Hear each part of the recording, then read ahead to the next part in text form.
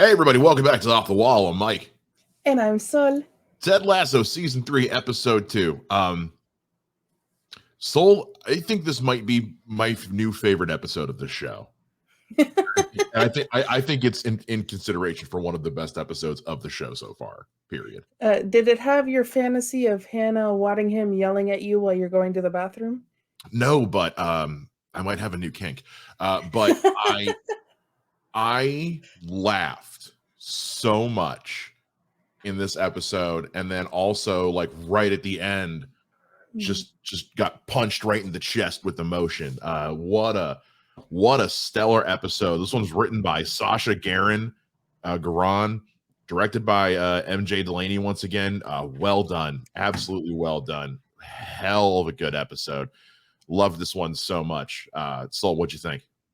I really enjoyed this episode. It was really funny. It was just,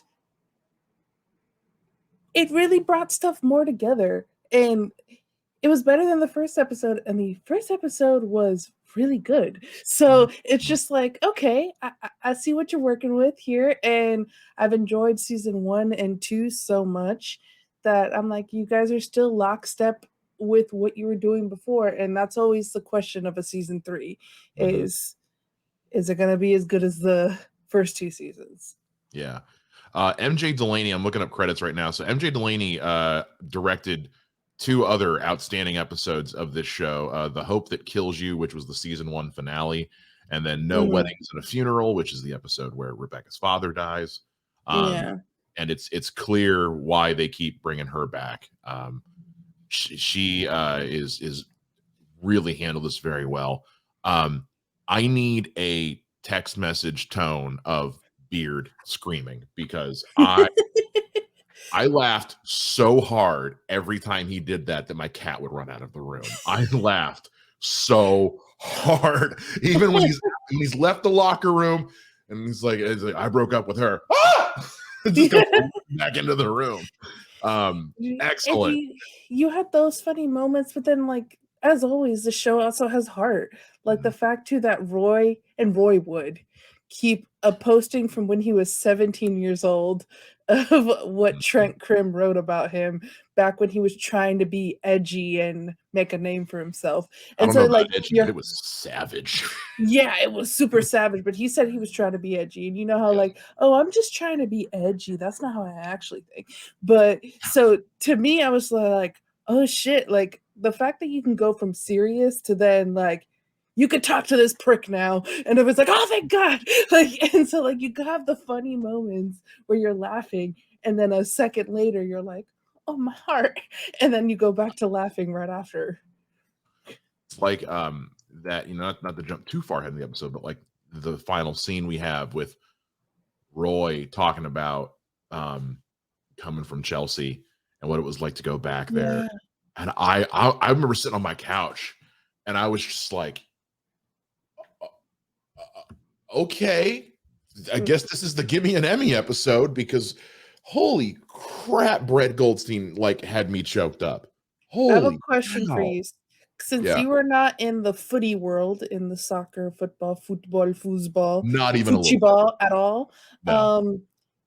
I was wondering if any of the like actual like the manager of current Chelsea, Graham Potter, like did a whole thing, promotional thing for Ted Lasso because they were playing Chelsea. Oh, I didn't see that. And like, so there was a bunch of stuff that like Chelsea Football Club in real life was promoting the show because this episode they were playing Chelsea. So I was like, cool. Did the non-soccer crazy people see this on the internet?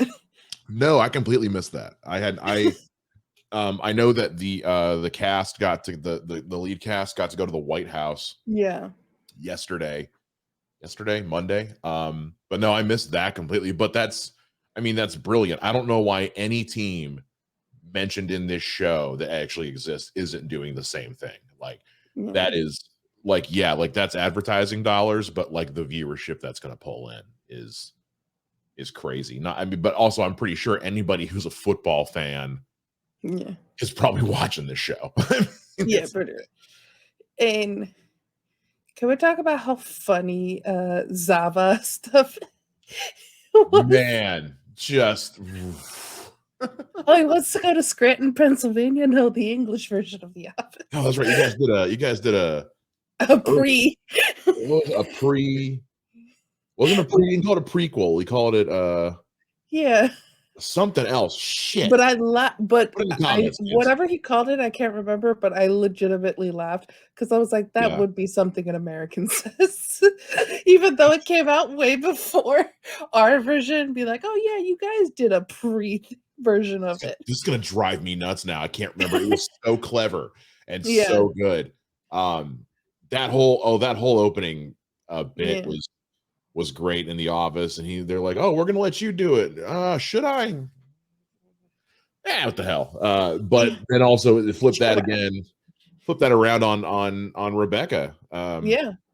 And she Right as goes, they're getting to leave. yes. And Trent, like, it's just like, good on you. It's like, you go, girl.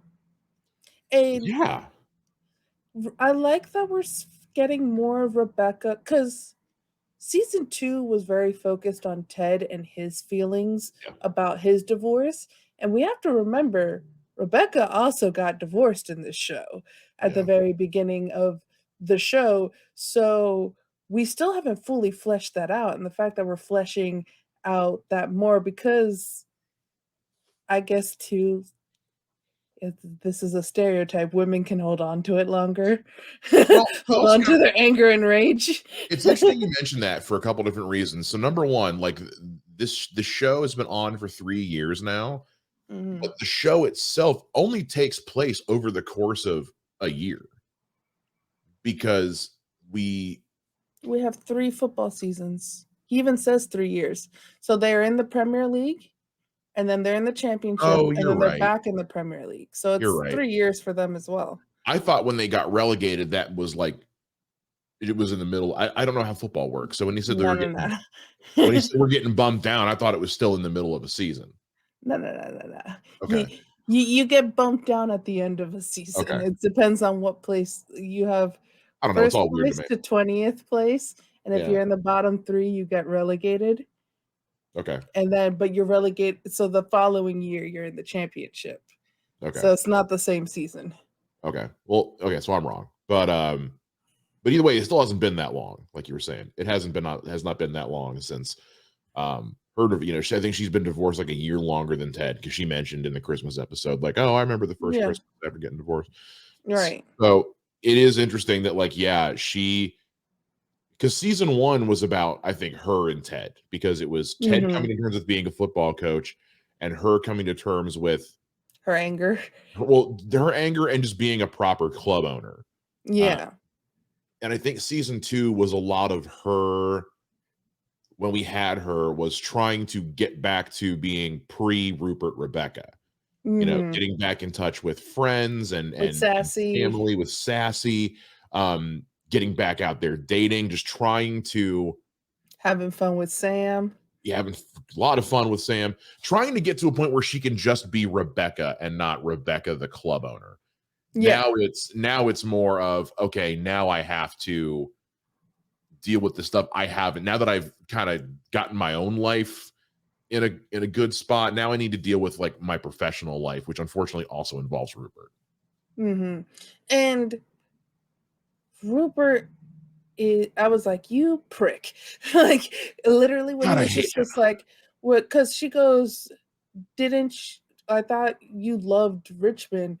And it was like, "Oh, just like any man, you get tired of, an old gal." Same old thing.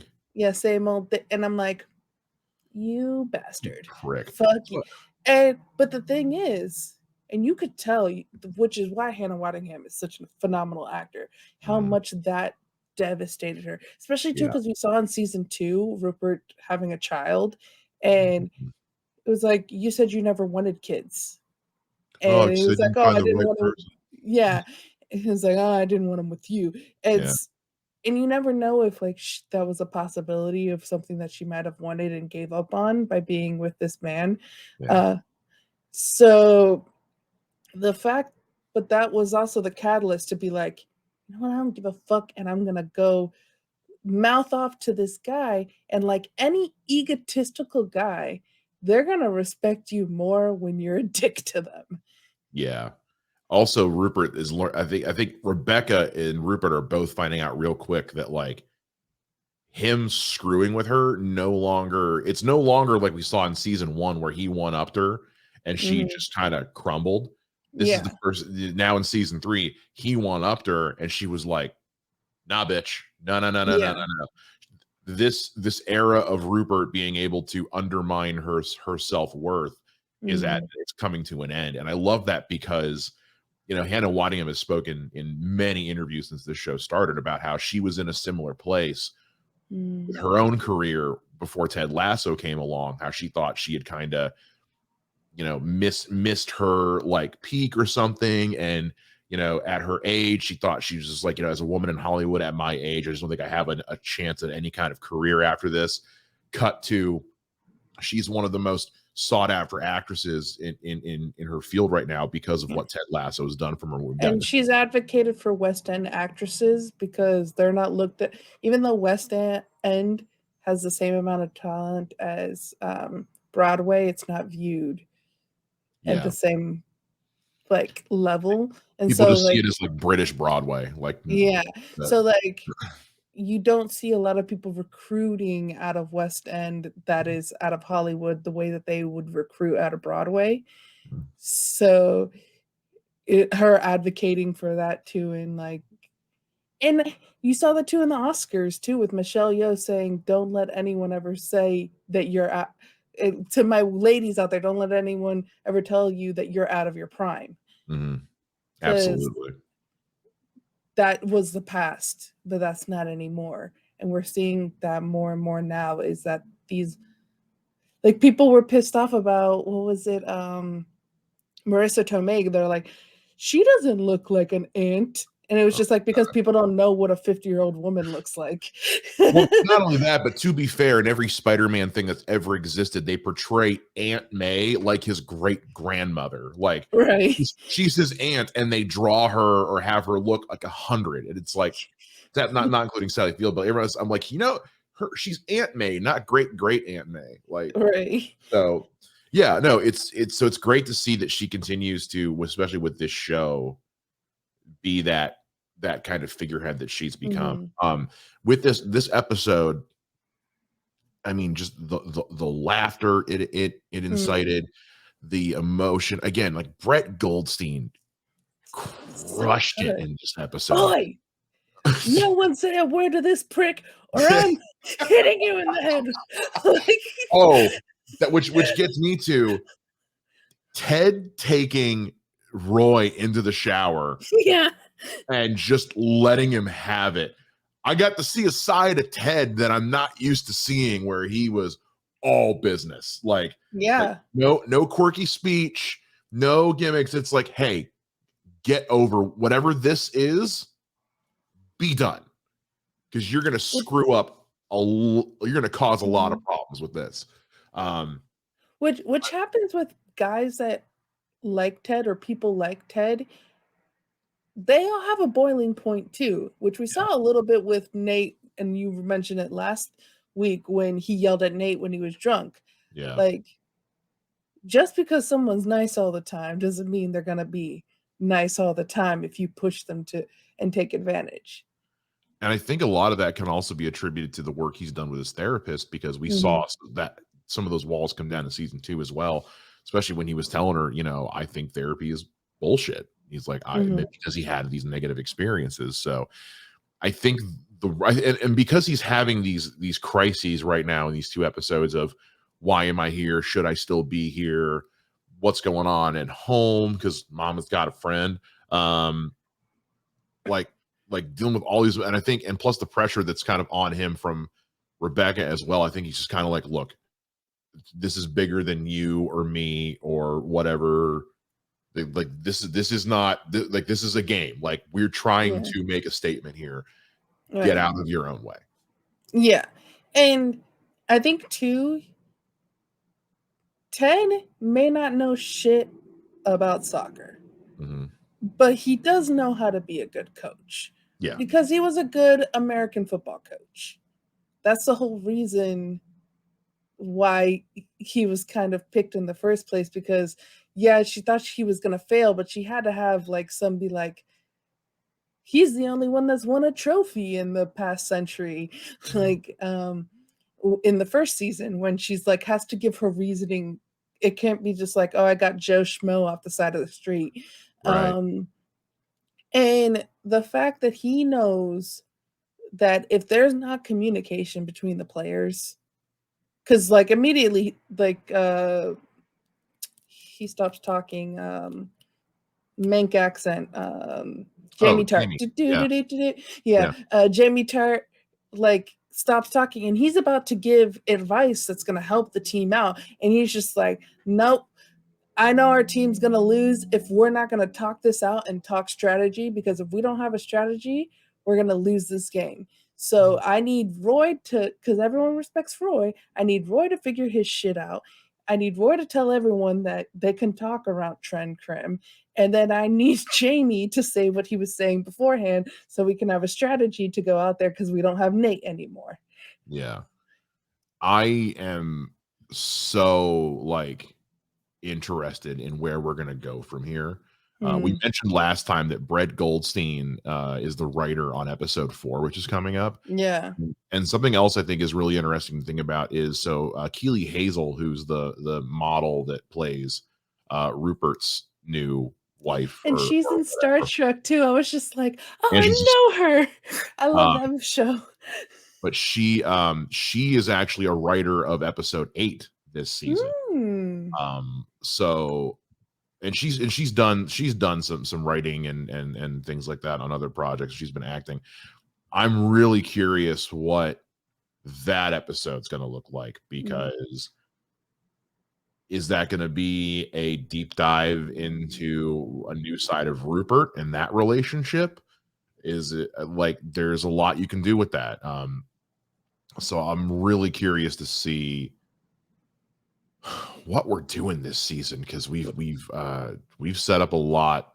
Yeah. Yeah, we still have stuff from last season that needs to be dealt with too, and we only got 12 episodes to do it, and we're now down 2. So Yeah. But I think they're doing a really good job so far. And then also, I want to bring it back to Jamie Tart. I yeah, loved, because they could have very easily, oh, they're broken up, and Jamie go back to try to get Keely. that made And me you so think, nervous. and you think that that's what he's doing, is walking to go talk to Keely. Yeah, And he's walking to go talk to Roy and make sure Roy's okay, and tries to give him a hug and gets hit because Roy doesn't know how to you came at me too accept. fast. Yeah. Roy doesn't know how to accept feelings. Yeah, So that was both a very sweet moment and really funny. And then also like, thank you, writers, for doing the thing that we didn't think you were gonna do. Thank you for not going and making him go after Keely, and that he actually goes to make sure Roy's okay. I didn't breathe easy until that scene was over, because I was like, when is he gonna ask Roy, you think it's okay if I make a move on him, mate, or what? Or I'm full Australian on that one. It's a lot easier for me to just say poopy, Flawless. poopy. Pepe. But I was really nervous. I was like, if there's I'm already pissed off about the breakup. And I like how they're handling the dynamic in this episode with that. But I was also like, if you make this a love triangle, I'm so done. I'm And they didn't. done. And I was just like, what a great way to show growth for Jamie Yeah. in that moment. And A lot of season 2 was developing Jamie more. yeah, what a great way to show growth for Jamie, and what a great way to subvert your audience. Well, it shows Like, growth for Roy too. yeah. Although Roy's like, don't touch me. Like, When he walks into the Roy's still locker room Roy. and everyone's talking, and everyone looks at him and he just goes, Todd! I swear to God, it wasn't me. I didn't say anything.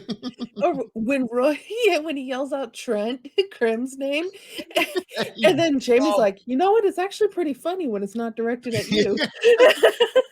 I also like, because Trent Crim was just such a prick in the first 2 seasons, and we've gotten to know him more as time has gone on. But to see this stripped down kind of side of him, where it's like you're no longer in a position to be intimidating people anymore. Like, Yeah. we're doing you a favor. Yeah. And because as soon as Roy shouts his name, he jumps about a foot in the air. Yeah. I mean, I would too. Yeah. I loved Roy popping the balloons while he was on the Yes. phone. Who was that wrote him that card? I couldn't make out the I name. couldn't, but I was like, there's a lot of fish in the sea. Get it? That was wonderful. That was actually that was 10 out of 10. Because even I had to go, oh, excellent. I once again, I'm in the same dilemma I was in last week, where I'm like, okay, cool, I want more now. I don't want to have to wait a week. Wednesdays are the best days to watch TV right now, because between this and The Mandalorian, I've had and Bad Batch. It's a good day for TV. So, although I would like you guys to spread it out a little, that would be nice. It's a lot to watch in one day. Yeah. But I also feel like they may be doing that on purpose. Like, oh, you want to react to our stuff? Fine. We have 3 shows in one day. Have fun. Although I do very much appreciate Ted Lasso for they say that it comes out on Wednesday, but it comes out Tuesday night. Pretty much. So I was able to watch it last night, where it's like, no, Mando and Bad Batch comes at 3:00 in the morning for us in the East Coast. So I'm asleep. It's 2023. Can we fix that, please? Can it be midnight on the East Coast and then still be midnight on the West Coast?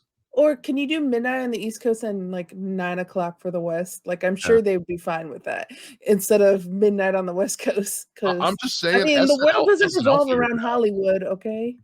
SNL figured it out. SNL airs at 11:30 on Saturdays on the East Coast, and it airs at 11:30 at night on the West Coast. So if SNL can do it, I don't see a reason why we can't get the streaming services to do it. Hint, hint, wink, wink. Just do it. You hear that dog outside? The dog they agree too. And if you don't make that dog happy, then Danny Rojas is going to kick a soccer ball at it. Yeah, I like there. I scored with my face. Can we just talk about Danny Rojas saying "fuck you, Trent Krim"? How fucking hilarious that was coming from Danny Rojas. Fuck you, Trent Krim. Fuck you, Trent Krim. That whole like around like who's writing the book about who's coming to the team was so good. But I also, again, like, I cannot say enough how much Coach Beard's scream made me laugh when they said that Roy and Keeley broke up, but then Ted fainting did me in. When Ted like clutched and fell backwards, I was sitting on my couch, I fell on the floor. I'm not even kidding. I fell on the fucking floor. Because you were like, same, bro. Oh my God, I was done. I laughed so hard. Your cat was probably like, what the fuck is going on? She halfway through the episode, she was done coming in the room. It's so good. I'm ready for next week. Your cat doesn't want to see you happy, I guess. No, she's so skittish. It's hilarious. The other day I sneezed and I didn't see her for an hour. I want more. This, like I said, this is up there. Like I think this is my favorite episode they've done so far, and I think this might be a contention for one of the best episodes of all 3 seasons. And we're not even halfway through this one yet. It's we're 2 episodes in, and it's already like great. And we haven't even talked about Keeley, like everything going on with Keeley, and she's getting into some shit. Keeley, standing up for herself with that financial lady, the CFO. Because I'm glad that she went to go talk to her and be like, we don't talk that way in this company, because Keeley doesn't want to create a loving environment. So she doesn't want people to be snide and mean to each other, which apparently is the way life is in London. Apparently people in London are very mean, is what everyone says. Yeah. So but we're also already seeing that this might come back to bite Keeley in the ass, because her friend is like, hey, use your corporate credit card and get us some mimosas tomorrow. And Keeley's like, shit. But at the same time, her friend saved the company a bunch of money. Yeah. In that shoot, because people are looking at Keely and going, "Oh, this dumb broad. Mm-hmm. She's not gonna know. Oh, we want to make this look really full. We need to pay a bunch of other extras, which means we'll get paid more money. We can bamboozle her." And her friend came in and was like, "Well, if you do this technique, then it'll make it feel more full." So I feel like her friend is gonna have some knowledgeable stuff, or at least I'm hoping to like Yeah. help Keely out. And I think Keely too is too much in her brain a people pleaser. And so you even saw that too with like the get me a shoe deal. What brand? I don't know. Just shoot. Just a shoe deal. Yeah. Yeah. I'll see what I could do. So I feel like Keely's gonna learn this season on how to say the word no, Yeah. which is an Oh, important thing. it is, and you could see some of that already starting because when she was talking to her friend and she was saying stuff like, saw you in a magazine and still had all your clothes on, didn't know you had a skirt that came down, below your Past your ass, ass. you know, all the comments like that. You could tell that Keely was just kind of like, holy shit, is this really what everyone thinks of me? Is this why I Mhm. can't get respected? You can see it, the wheels are starting to turn, and I think we're going to Yeah. see again. There's a lot you can do with that, and Yeah. yeah, just And as long as she gets back in with Roy, I don't care. yeah, and she helped Nathan gain confidence last season, even Yeah, though Nathan took it to too wrong of a took it too far. But Rick. you can see Keely's that kind of person that knows how to seem confident and help other people gain confidence. But she's probably like the fake it till you make it kind of person and doesn't have that actual confidence inside her. So you want her to I want to see growth from her, which I think we will this season. I This season is because I think because with season one it was, here's all these kids, all these characters, and the sandbox they're playing in. And Hmm. then season two was, here's how all these kids like to play in this sandbox. We learned a lot more about all the characters. And then I think season three is going to be like the final, like, here's how these kids learn from each other, like learn new ways to play in this sandbox rather than playing the same thing over and over again. It's a really Yeah. weird metaphor. But I think season two, I can get where you're coming from, though. yeah, this is going to be the season of growth and development. Uh, Yeah. Season one was the introduction. Season two was, here's everybody else you haven't met yet, basically. And season three is, here's how we're gonna have to complete the character arc. And Yeah. I'm really into that. Yeah. And so this show has 2 thumbs up from both of us. Oh God, please! If I had more thumbs. And yeah, like it's good. I'm excited to see where they go from here. I'm excited to see the growth of characters, and I'm glad to see where some stuff went, like with the Jamie Tart stuff, like, or even then too with like Roy. Roy is gonna grow this season too, Yeah, because you already see him realizing. First, he held that in his wallet, that thing from when he was yeah. 17 years old, and he finally ripped it up now, which means he was carrying that with him for a long time. And you hear Literally and him, metaphorically. yeah, and you hear him say too, I'd rather leave. Back then, I thought I'd rather leave than be there too long and take up a spot because I wasn't good enough, but like be not and be there well past my prime. And that's I can see that being something too with his relationship with Keely. I'd rather leave than be there well past my prime and take up a spot for someone that she actually deserves. So I think he's gonna learn that he deserves to be with Keely as well. Or it could be on both sides of that. It could just be like, you know, we don't we shouldn't be together if it's not working.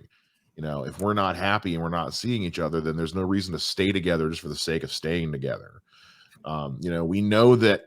I wonder if the lady whose name was in the card, because remember in last season he had that episode where he kind of flirted with his niece's teacher a little bit. Yeah. I wonder if that was her. I had to go back and find her name. I don't remember, but I don't know. Maybe she was doing art projects. That anyway. I don't know. I don't think it's from her. I don't think she would know that they're I don't know. broken up yet. I'm really curious now. Like who? I'm gonna go back and see if I can figure out who that was. I guess it's like Lisa or something like that. I don't know. But anyway, yeah, it's gonna be interesting. Just as long as they don't Ross and Rachel this shit, please. God, I don't need to. They can't Ross and Rachel this because Roy is already a way better human being than Ross. Yeah, they can't Ross and Rachel it. The people in this relationship are good. Yeah, are good people. Yeah.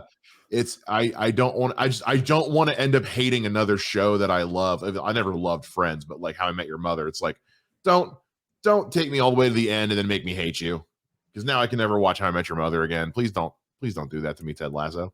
But if they keep going like they did this week, then we're insane. I mean, you can argue even there the people in Ted Lasso are better human beings than in How I Met Your Mother. That's objectively true. Yeah, although. Well, yeah, no, everybody in that show sucked too. It was just funnier than Friends. Anyway, that's what we think of this episode, guys. Let us know down below. Let me know what it was Ted said in that weird joke in the opening scene, the pre or whatever he called it. I cannot remember, and I'm gonna go watch it, but put it in the comments anyway. Like, subscribe, all that stuff. We'll see you guys again here next time on Off the Wall.